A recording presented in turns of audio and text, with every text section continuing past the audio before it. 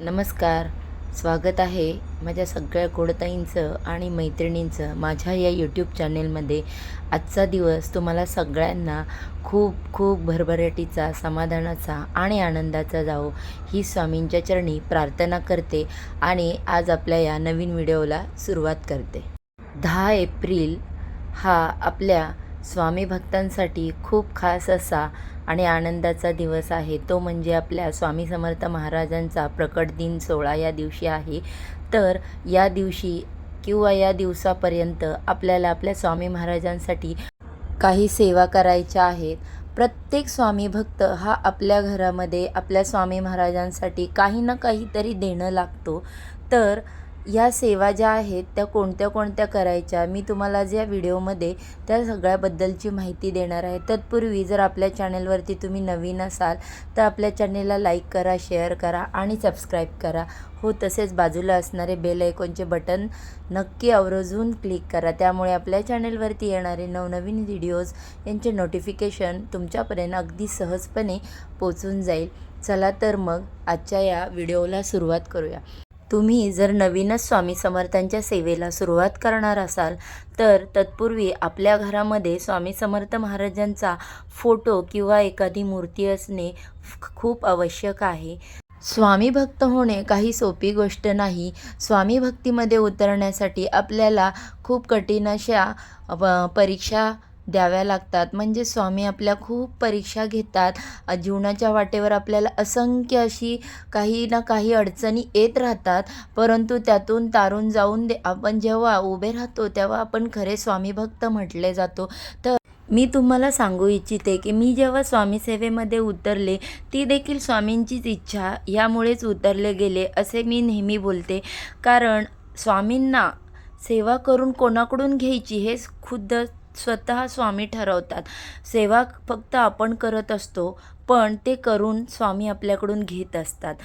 आपण स्वामी सेवा करणे याची सुरुवात कशी करू शकतो, केव्हा करू शकतो याचे काही नियम नाहीत. आपण स्वामी सेवेमध्ये उतरले गेलो की त्याच्यानंतर स्वामींचे सेवा ज्या आहेत त्या अगदी मनोभावे आणि मनापासून केल्या तर त्याचे फळ निश्चितच आपल्याला मिळते.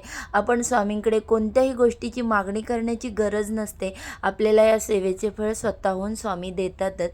तर चला मग आपण आता या व्हिडिओमध्ये जाणून घेऊया की या स्वामी समर्थ सारामृत जेव्हा आपण पोथीचे पठण करतो त्याचे नियम काय आहेत किंवा ते कसे करायचे, त्याचे फळ आपल्याला कसे मिळू शकते.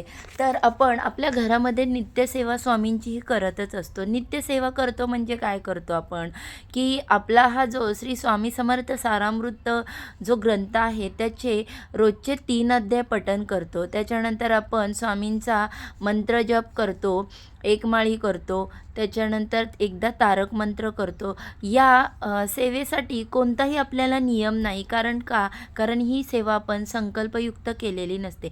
आपण जेव्हा संकल्पयुक्त सेवेला सुरुवात करतो त्यावेळेस मात्र आपल्याला नियमांचे पालन करणे खूप आवश्यक आहे.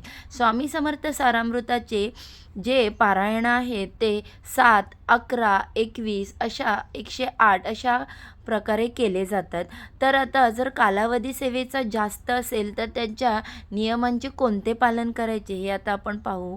जर 7 दिवसांचा आपला सारामृतांचा जो पठण करणार आहोत किंवा जो सेवा करणार आहोत त्यावेळेस आपल्याला ब्रह्मचर्य पाळणे खूप महत्त्वाचे असते.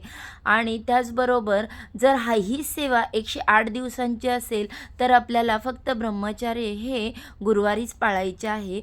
तर इतर वेळेस ब्रह्मचर्य नाही पाळले तरी चालते. त्यामागचे कारणही तसेच आहे की काही व्यक्ती किंवा काही स्त्रिया ह्या संतान प्राप्तीसाठी हा स्वामी समर्थ सारामृत पोथीचे पठण किंवा ग्रंथाचे पारायण करतात. तर त्यांना हा नियम लागू होतो. तर आता अजून याच्यानंतर दुसरा नियम असा की आपण हे जेव्हा संकल्पयुक्त पारायण करतो त्यावेळेस परअन्न वर्ज्य आहे. म्हणजे कोणत्याही दुसऱ्या व्यक्तीच्या घरामध्ये कोणत्याही प्रकारचं अन्न आपण ग्रहण करायचं नाही. यामागचं कारण असं की आपण जी सेवा केलेली आहे त्याचं फळ त्या व्यक्तीला भेटलं जातं. त्यामुळे परअन्न पूर्णपणे वर्ज्य करायचं. जर अत्यंत आवश्यकता असेलच, आपल्याला बाहेरगावी जावं लागलंच, तर कोणाच्या घरचं अन्न ग्रहण करायचं नाही. तर आपण एखाद्या हॉटेलमध्ये जाऊन पैसे देऊन ते आपण अन्न ग्रहण करू शकतो. तर आपल्या ह्या जे आपण पारायण केलं आहे त्याचं फळ आपल्याला मिळतंच निश्चितच. त्याच्यानंतर तिसरा आणि एकदम महत्त्वाचा असा नियम जो आहे तो म्हणजे आपल्याला कटाक्षाने जो मांसाहार आहे तो पाळायचा आहे. आता मांसाहार पाळायचा कसा की मी तुम्हाला सांगते की आपण जेव्हा स्वामी समर्थ सारामृताचे संकल्पयुक्त पारायण केलेले आहे आणि आपण मांसाहार करतोय, फक्त गुरुवारी मांसाहार पाळतोय, तर असं अजिबात चालणार नाही. कमीत कमी जर तुम्ही स्वतः पारायण करताय तर तुम्हाला एकट्याला तरी मांसाहार पूर्णपणे वर्ज्य आहे. घरातील व्यक्तींना तुम्ही हा मांसाहार करून देऊ शकता. याच्यामधून वादविवाद होता कामा नये. कारण आपल्या स्वामींनी देखील आपल्याला सांगितलेलं आहे किंवा ही शिकवण दिलेली आहे की समोरच्या माणसाच्या आत्मा शांत करा. त्याचा आत्मा शांत झाला किंवा तर त्याचं तुम्हाला फळही चांगलंच मिळेल. कोणाचा आत्मा तडपडेल असं कधीही वागू नका. तर आता ज्याला मांसाहार करायचे त्याला करून देऊ शकता तुम्ही, परंतु ज्या दिवशी मांसाहार करणार असाल त्या दिवशी सकाळी तुम्ही ह्या तुमच्या सगळ्या सेवा करून घ्या आणि नंतर तुम्ही त्यांना बनवून देऊ शकता मांसाहार. पण तुम्ही मात्र कटाक्षाने मांसाहार हा पाळलाच पाहिजे.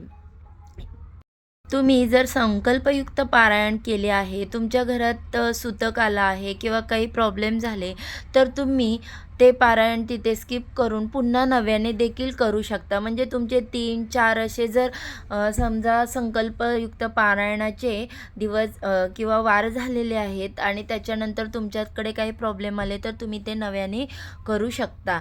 असं याच्यामध्ये काहीही नियम नाही की ते नव्याने करता येणार नाहीत. कोणतीही सेवा जी आहे ती अगदी मनोभावे केली तर त्याचे फळ आपल्याला निश्चितच मिळते. कारण आपल्या स्वामींनी आपल्याला नेहमी एक वचन दिलेलं आहे, प्रत्येक स्वामी भक्ताला, भिवू नकोस, मी सदैव तुझ्या पाठीशी आहे.